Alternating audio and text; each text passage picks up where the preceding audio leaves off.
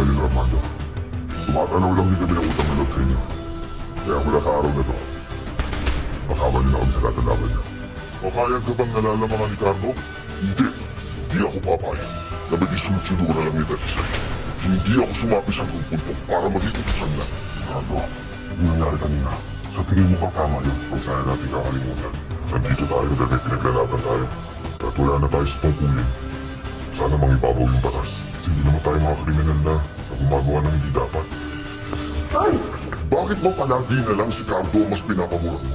Binabali mo lamang ang opinion namin. At bakit yung Cardo na yan ang namumuro sa atin? Nawalan ka naman ng respeto sa sarili mo. Lahat ng desisyon ko may kailan. At wala kang karapatan para questionin ako. Bakit daw ako suwain ng utos ko? At kapag ginawa mo ulit yun, sigurado magkakaproblema tayong dalawa.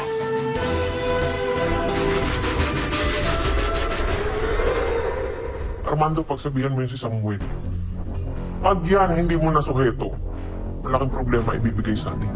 Sana may mas masat siya sa ginawa niya. Dahil hindi ko alam kung ano magagawa ko sa kanya. Kapag sinuway niya pa ako ulit.